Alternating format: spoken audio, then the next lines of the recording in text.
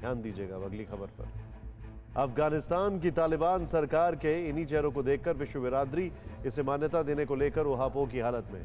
जो मुल्क कुछ रोज पहले तक उसके साथ थे वो भी तालिबान को पीठ दिखा रहे हैं और अफगानिस्तान की महिलाएं भी तालिबान के खिलाफ मोर्चा खोल चुकी हैं। लेकिन जम्मू कश्मीर की पूर्व सीएम महबूबा मुफ्ती तालिबान के कसीदे पढ़ रही हैं।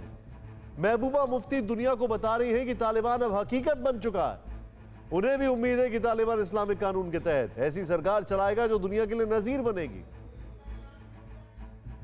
देखिए, मैं ये समझती हूँ कि तालिबान एक हकीकत बन के सामने आ रहा है और उनको चाहिए कि जो उनकी जो पहली बारी में उनकी जो इमेज बनी है वो बहुत ही इंसानों के ख़िलाफ़ थी, ह्यूमैनिटेरियन राइट्स के ख़िलाफ़ थी। और अब की बार अगर वो आए हैं और हुकूमत करना चाहते हैं अफ़गानिस्तान में, तो उन्होंने वाकई जो इस्लामी जो शरिया जो कहता है असली, ये नहीं जो वो कहते हैं, जो हमारे कुरान शरीफ में है जिसमें औरतों के हुकूक हैं, औरतों के राइट्स हैं, बच्चों के राइट्स हैं, बूढ़ों के राइट्स हैं, और किस तरह गवर्न करना चाहिए, जो मदीने का हमारा मॉडल रहा है हमारे हुजूर सल्लल्लाहु अलैहि वसल्लम का। तो अगर वो वाकई उस पर अमल करना चाहते हैं तो मुझे लगता है वो दुनिया के लिए एक मिसाल बन सकते हैं अगर वो उस पर अमल करेंगे, और तभी दुनिया की जो कंट्रीज़ हैं उनके साथ अपना कारोबार कर सकती हैं। अगर उन्होंने खुदा ना खास्ता जो 90s में उन्होंने अपना एक तरीक़ेकार अपनाया था, अगर उसको अपनाते हैं तो फिर सारी दुनिया के लिए नहीं, खासकर अफगानिस्तान के लोगों के लिए बहुत मुश्किल हो जाएगी। तालिबान ने अंतरिम सरकार और मंत्रालय के ऐलान के साथ ही अब 4 पन्नों का एक घोषणा पत्र भी जारी किया। इसे लीडर ऑफ इस्लामिक अमीरात ऑफ अफगानिस्तान यानी हिबतुल्लाह खुंदजादा के हस्ताक्षर के साथ जारी किया गया है।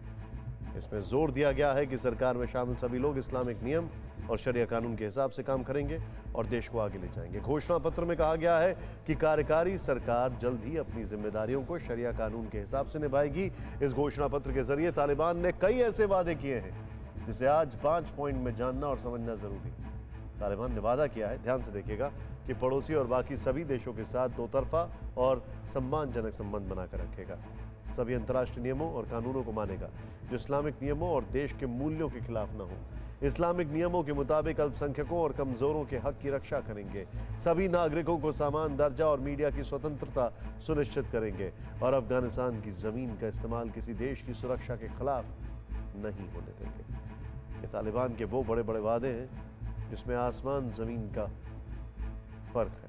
ये नजीर बनेंगे, ये इंसाफ करेंगे। सोचिए, ऐसा नहीं लगता, क्योंकि तालिबान की टेरर कुंडली ऐसी है जिसे देखकर आप सोचने को मजबूर होंगे कि जिन पर करोड़ों का इनाम है उन्हीं के हवाले तख्त-ओ-ताज है। ऐसे में सवाल है कि आगे क्या होगा। इस सवाल का जवाब भी मिलता दिख रहा है। दिल्ली में रूस और अमेरिका के अधिकारियों का एक जमावड़ा हुआ। भारत के साथ सुपर पावर देश ठोस प्लानिंग करने में जुटे हैं। खुद देखें रिपोर्ट। ये है CIA चीफ विलियम बर्न्स और ये है रूस के NSA निकोलाई पत्रुशेव और ये है भारत के NSA अजीत डोभाल।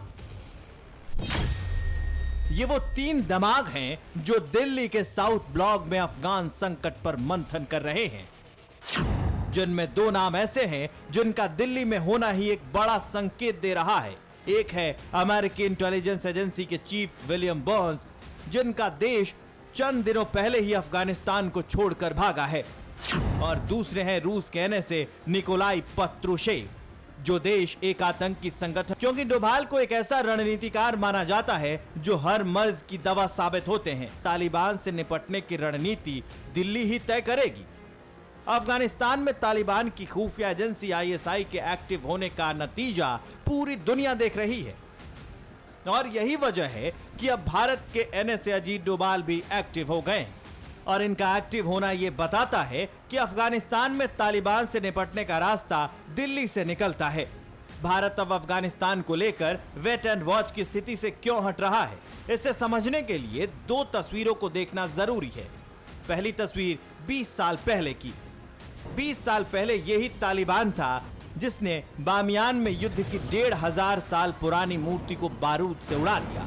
तब सुपर पावर तक ने चुप्पी साध रखी थी और हिंदुस्तान भी कश्मकश में रह गया। इस धमाके के पीछे था मुल्ला हसन अखुंद, जो खुद तालिबान सरकार का सुप्रीमो है, जिसे आईएसआई ने महज 2 दिन में अफगानिस्तान के सबसे बड़े पद पर पहुंचा दिया है। अब फिक्र की दूसरी तस्वीर देखिए। ये काबुल में 2008 में भारतीय एम्बेसी पर हुए भीषण हमले की तस्वीर है। इसमें 58 लोग मारे गए। इस हमले के पीछे हक्कानी नेटवर्क को जिम्मेदार माना गया, जिसके सिर पर उस वक्त भी तालिबान का हाथ था।